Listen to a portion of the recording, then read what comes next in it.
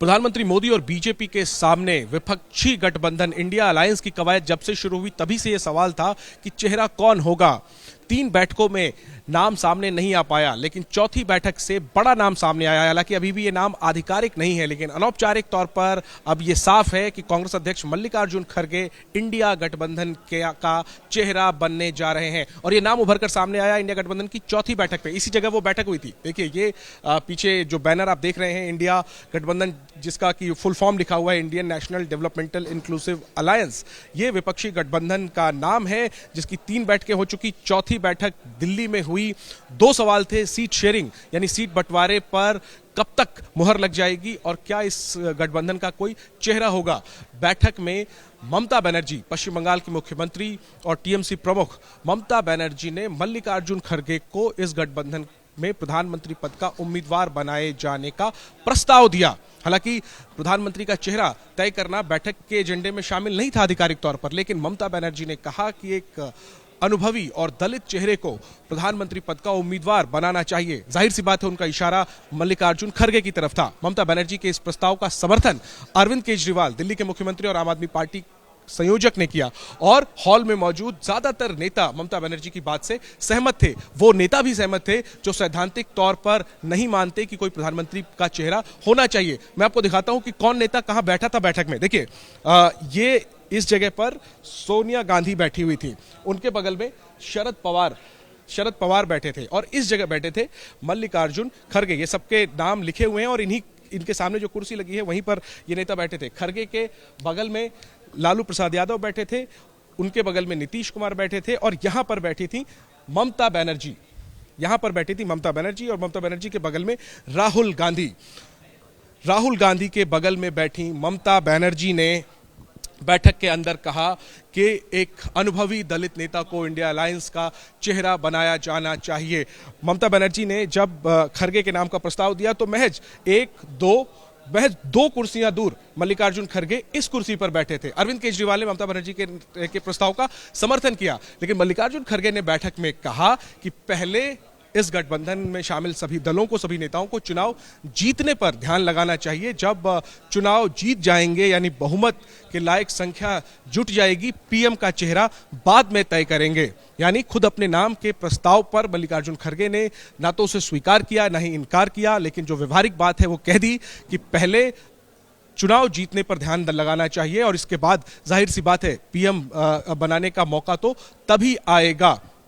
आधिकारिक तौर पर मल्लिकार्जुन खड़गे के नाम पर मुहर नहीं लगी, क्योंकि ये एजेंडे में शामिल भी नहीं था, ना तो प्रधानमंत्री पद का उम्मीदवार और ना ही गठबंधन का संयोजक।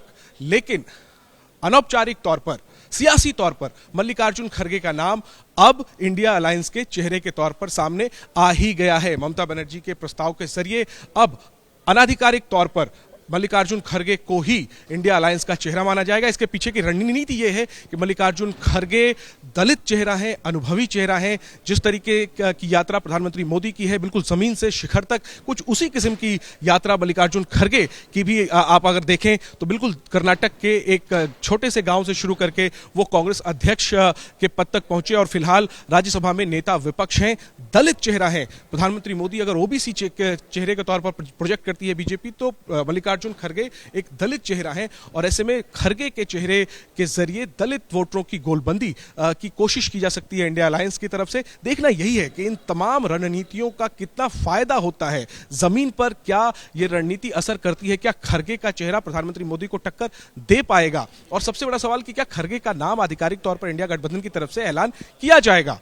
ये तमाम बातें भविष्य की हैं, लेकिन दिल्ली में हुई इंडिया गठबंधन की चौथी बैठक में एक प्रकार से एक चेहरा जरूर सामने आ गया। हालांकि वो अनाधिकारिक तौर पर है, लेकिन सियासी तौर पर वो नाम सामने आ चुका है। मल्लिकार्जुन खड़गे विपक्षी गठबंधन का चेहरा कहीं ना कहीं अब बताए जाएंगे, और इसका प्रस्ताव ममता बनर्जी ने किया। यह भी एक अहम बात है कि जब ममता बनर्जी उस प्रस्ताव कर रही थी तो वो राहुल गांधी के ठीक बगल में बैठी थी।